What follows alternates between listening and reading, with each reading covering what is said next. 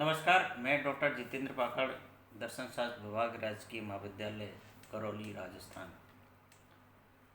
मैं आज blended learning and flipped classroom के टॉपिक पर रामानुजन कॉलेज दिल्ली द्वारा आयोजित रिफ्रेशर कोर्स में ओबीएस स्टूडियो के माध्यम से ये वीडियो बना रहा हूँ, जिसमें जो मेरा टॉपिक है वो है भारतीय दर्शन का स्वरूप, सामान्य विशेषताओं के साथ साथ विविधता।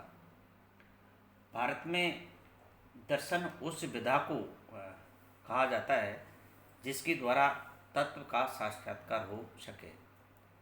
दर्शते अनेन इति दर्शनम। तत्व दर्शन या दर्शन का अर्थ है तत्व का साक्षात्कार करना। मानव के दुखों की निवृत्ति के लिए और या तत्व साक्षात्कार कराने के लिए ही भारत में दर्शन का जन्म हुआ है। दर्शते अनेन इति दर्शनम अर्थात प्रकृष्ट ईक्षण, जिसमें अंतःचक्षुओं द्वारा देखना या मनन करके सोपपातिक निष्कर्ष न करना ही दर्शन का अभिधेय है, उद्देश्य है, ऐसा माना जाता है। मानव बुद्धि की सहायता से जीवन एवं जगत के विषय में युक्ति पूर्वक ज्ञान प्राप्ति का प्रयास ही दर्शन है। दर्शन संपूर्ण जगत के विषय में एक व्यापक एवं समग्र दृष्टिकोण है, जो इसमें सम्मिलित सभी पक्षों अथवा विषयों की व्याख्या करता है। संपूर्ण दर्शन कहने का तात्पर्य है कि जगत के जितने भी जो विषय है उनकी व्यापक रूप से समग्र दृष्टिकोण से ये इन टॉपिक्स या विषय की जो विषय वस्तु है उनकी एक तरह से व्याख्या करता है और समस्त मानव जाति को सही एवं न्यायपूर्ण राह पर चलने के लिए नव निर्माण एवं पुनरुत्थान की ओर प्रेरित करता है। भारतीय संदर्भ में दार्शनिक ने केवल तत्व की बौद्धिक की व्याख्या से ही संतुष्ट नहीं होता है, वरन वह तत्व की अनुभूति या ये कहें कि साक्षात्कार भी करना चाहता है। सत्य की यह आध्यात्मिक अनुभूति इंद्रिय अनुभूति या बौद्धिक प्रपंचनात्मक ज्ञान की उच्च स्तर है, क्योंकि आध्यात्मिक ज्ञान में समस्त प्रपंचों एवं मतभेदों की समाप्ति होने से ज्ञाता एवं ज्ञेय के बीच का द्वैत समाप्त हो जाता है और मानव अपने शुद्ध स्वरूप में उपस्थित होकर अद्वैत अनुभूति महसूस करता है।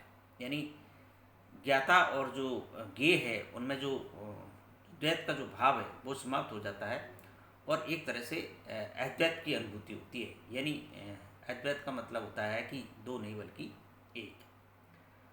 पाश्चात्य दर्शन के संदर्भ में अगर हम बात करें तो पाश्चात्य दर्शन में दर्शन शास्त्र या फिलॉसफी से उत्पन्न हुआ है, जो दो शब्द फिलॉस प्लस सोफिया से बना है, जिसका अर्थ है ज्ञान के प्रति अनुराग।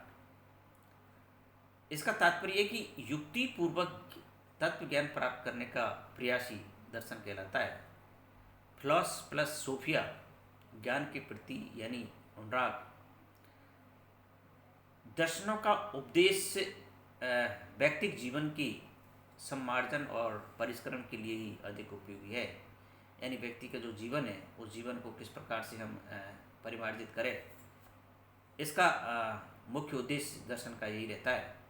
बिना दर्शनों के आध्यात्मिक पवित्रता एवं उन्नयन होना दुर्लभ है। दर्शन शास्त्र ही हमें प्रमाण और तर्क के सहारे अंधकार में दीप ज्योति प्रदान करके हमारा मार्गदर्शन करने में समर्थ होता है। गीता के अनुसार, गीता में कहा गया, गीता में उल्लेख मिलता है कि किम कर्मोति कविवास्पत मोति। संसार में करनी क्या है और अकरनी क्या है, इस विषय में विद्वान भी अच्छी तरह नहीं जान पाते। परम लक्ष्य एवं पुरुषार्थ की प्राप्ति दार्शनिक ज्ञान से ही संभव है, अन्यथा नहीं। पाश्चात्य दर्शन की भांति भारतीय दर्शन का आरंभ आश्चर्य या उत्सुकता से न होकर जीवन की नैतिक एवं भौतिक बुराइयों के संबंध के निमित्त हुआ है। यह दर्शन का मूल उद्देश्य था जीवन की त्रिविध दुखों का अंत ढूंढना एवं तात्विक प्रश्नों का प्रादुर्भाव इसी सिलसिले में हुआ है। प्रोफेसर हरिण्या के अनुसार भारत में दर्शन का अध्ययन मात्र ज्ञान प्राप्त करने के लिए नहीं, वरन जीवन के चरम उद्देश्य यानी मोक्ष की प्राप्ति हेतु किया जाता है, जिसके लिए मनुष्य इस जीवन में प्रत्यनशील रह सकता है।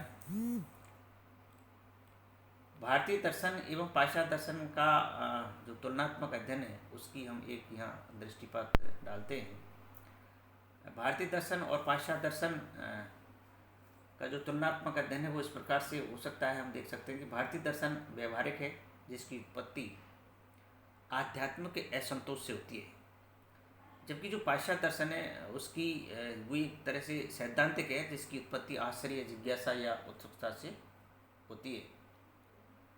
ये दर्शन का आरंभ मान सकते हैं। दूसरा, दर्शन का जो उद्देश्य है भारतीय संदर्भ में अगर हम देखते हैं तो त्रिविध दुखों की आत्यंतिक निवृत्ति यानी मोक्ष ज्ञान का साधन मात्र है, और पाश्चात्य दर्शन में दर्शन एवं ज्ञान स्वतः साध्य है।